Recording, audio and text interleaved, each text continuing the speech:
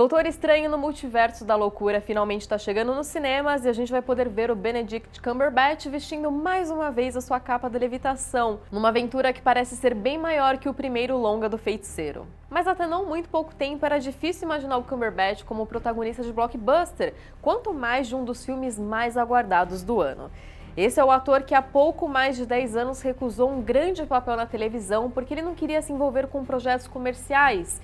Então, como ele virou um dos grandes nomes da Marvel? A gente fala sobre isso e sobre vários outros pontos da vida deste ator aqui no Retrato. Ó, já queria fazer um disclaimer aqui para todas as pessoas que estão acompanhando que eu estou com o nariz entupido, mas eu tô aqui firme e forte tentando, tá? Então, desculpa se eu falar entupido. Falar assim, Benedict Cumberbatch.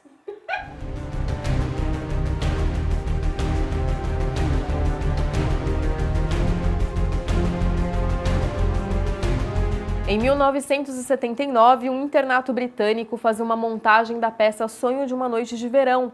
Como era uma instituição só de garotos, eles optaram por seguir a tradição das peças de William Shakespeare e colocar os jovens rapazes para interpretar os papéis femininos. Entre eles estava Benedict Timothy Carlton Cumberbatch, que estreava nos palcos no papel de Titânia, Rainha das Fadas. Essa foi a primeira de muitas experiências com teatro que ele teria na adolescência, já que a escola onde Benedict estudou valorizava muito a criatividade das crianças. Nas palavras do ator, eu tive sorte de estar em um ambiente focado em arte, atuação, música, rugby e outros esportes. Ao invés de terem a mentalidade essa criança é um problema, nós precisamos fazer algo em relação a ele. Acho que eu era desesperadamente inseguro por muitos motivos e tentava compensar isso. Eu ficava apavorado com a ideia do que os outros pensavam de mim. Para trabalhar essas preocupações, ele participava ativamente das atividades artísticas da escola. E segundo o diretor de teatro Alexander Gifford, que estudou com Benedict nessa época, ele já se destacava com seu talento prematuro. O garoto até chamou a atenção do corpo docente da escola, tanto para o bem quanto para o mal. Enquanto um dos professores chegou ao classificar como o melhor ator infantil com quem ele já tinha trabalhado, um outro pedagogo aconselhou fortemente o garoto a não criar muitas pretensões em seguir na carreira de ator, por ser um ramo muito difícil. Pode parecer um conselho duro para uma criança, mas os pais de Benedict concordavam com o professor.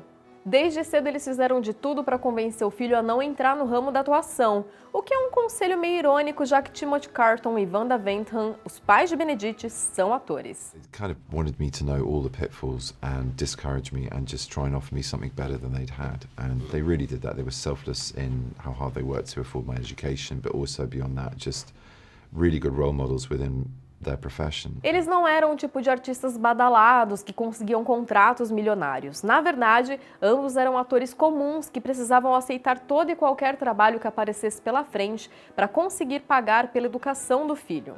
E por isso eles tinham medo dele ter esse mesmo futuro incerto que é tão comum entre atores. Quando terminou o ensino médio, Benedict teve tempo de pensar bem o que faria da vida, já que o Reino Unido tem um conceito chamado Gap Year, que é um intervalo de aproximadamente um ano que os alunos tiram para fazer cursos e viajar antes de entrar na faculdade. Cumberbatch tirou esse período para visitar o Tibete, onde viveu com monges budistas. Ele dava aulas de inglês no monastério e diz ter aprendido mais com os monges do que ele poderia ensinar para eles. Essa foi uma experiência bastante enriquecedora espiritualmente para o ator, que até hoje segue a religião budista e tem o costume de meditar. De volta à Inglaterra, ele flertou com a possibilidade de se tornar um advogado, já que seus pais queriam que ele seguisse uma carreira mais tradicional. Só que quanto mais ele pensava no assunto, menos fazia sentido seguir no direito, que ele considerava uma profissão tão difícil e pouco recompensadora quanto a atuação. No fim das contas, Benedict decidiu seguir a vocação que ele realmente amava e estudou artes cênicas na Universidade de Manchester e na Academia de Música e Artes Dramáticas de Londres. A carreira dele começou mais focada no teatro, com um ou outro filme pequeno e séries da BBC no currículo, como é o caso de Morte ao Rei ou Heartbeat, onde o ator viveu personagens coadjuvantes. They're taking money from the house, uncle. Keeping it in a tin in the garage, hundreds of pounds. Seu primeiro trabalho de peso foi A História de Stephen Hawking, telefilme de 2004, em que Cumberbatch interpreta o protagonista. O trabalho rendeu a primeira de muitas indicações do ator ao BAFTA. Nesse mesmo ano, ele teve uma das piores experiências de sua vida durante um final de semana de folga das gravações da minissérie Até o Fim da Terra, que estava sendo produzida na África do Sul. Depois de ir mergulhar junto com 2 colegas de elenco, o pneu do carro deles furou na volta e o trio teve que fazer uma parada na estrada. O que poderia ser só uma pequena inconveniência se tornou uma situação de filme de terror quando eles foram abordados por 6 homens armados. Os atores foram amarrados e colocados no porta-malas durante mais de 2 horas. Quando os criminosos chegaram num lugar vazio, jogaram os atores no chão e os deixaram ir embora, levando o carro dos jovens no processo.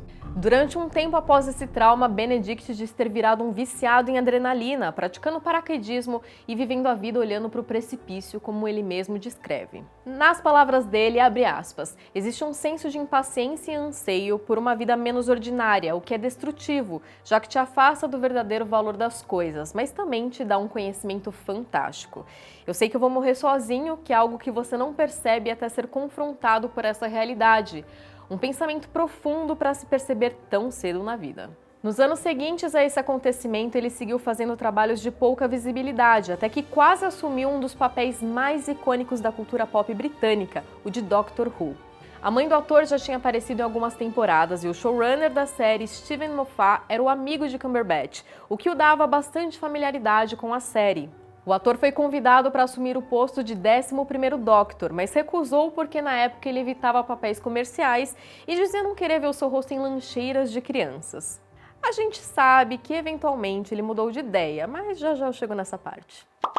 Apesar dessa parceria com Moffat não ter dado certo, não demorou muito para os dois trabalharem juntos em uma outra série baseada num personagem britânico icônico. Mark Gatiss estava co-criando uma série do detetive Sherlock Holmes ao lado de Moffat, e ele sugeriu convidar Benedict para os testes do papel principal. Foi esse o primeiro projeto que fez Cumberbatch contornar seu receio com produções grandes, e ele não só topou participar da audição, como também ficou empolgado por projeto. It would have been the first sort of openly kind of commercial decision or role that I wanted to play, and yet there was something so classy about it that it didn't feel commercial for the commercial sake. It didn't just feel like Benedict foi escolhido para o papel, mas ele não esperava o sucesso estrondoso que Sherlock teria. Ele assistiu ao episódio piloto junto com os produtores e diretores da série e foi avisado que seu nome estava nos trending topics mundiais.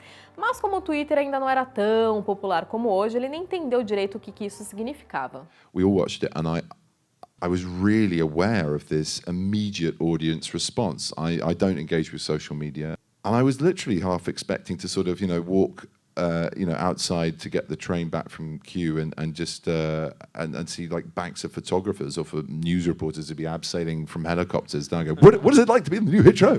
Quando ele saiu, não tinha ninguém o esperando além de seu táxi, mas o reconhecimento da mídia e a empolgação do público também concretizaram na vida real e de repente Cumberbatch tinha fãs no mundo todo. Sherlock abriu as portas para o ator em outras grandes produções, como Cavalo de Guerra de Spielberg, Star Trek Além da Escuridão e O Hobbit, A Desolação de Smaug, onde ele inicialmente só faria a voz do dragão, mas ele pediu para fazer a captura de movimentos por ser muito fã do Andy Serkis. I kill wherever I please, and none can stop me.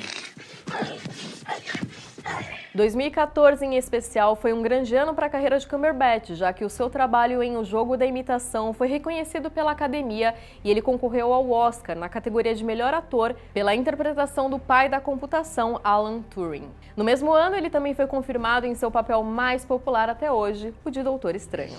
How long have you been at Kamatage, Mr. Doctor. Mr. Doctor? It's strange.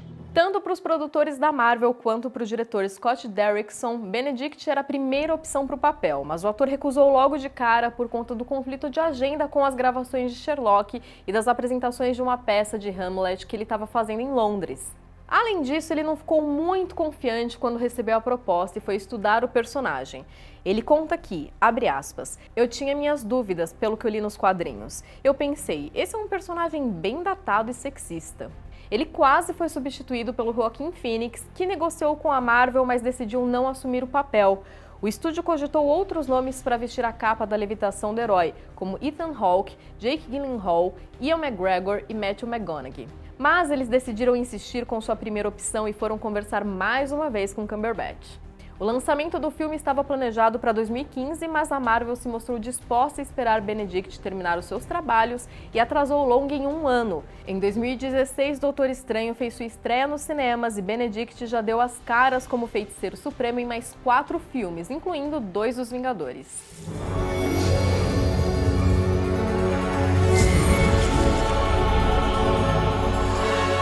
Se 2014 marcou tanto uma data importante da franquia Doutor Estranho quanto uma indicação de Benedict para o Oscar, 2022 coincidentemente está repetindo essa dose. Doutor Estranho no Multiverso da Loucura está chegando aos cinemas ao mesmo tempo que o ator recebeu sua segunda indicação ao Oscar por Ataque dos Cães. A estatueta não ficou com Cumberbatch, mas o cowboy Phil Burbank se tornou um dos papéis mais memoráveis de sua filmografia.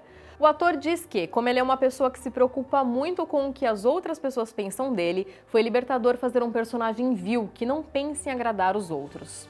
Um fato curioso da sua performance em Ataque dos Cães é que ele deixou de tomar banho por uns dias e as roupas do personagem não foram lavadas até o fim das filmagens. Pode parecer nojento, mas isso o ajudou a entrar de cabeça em uma figura tão detestável, já que Cumberbatch acredita que banho é um ritual de limpeza quase espiritual que faz as pessoas se conectarem com uma pureza que o personagem do filme jamais conseguiria. Oh, yeah.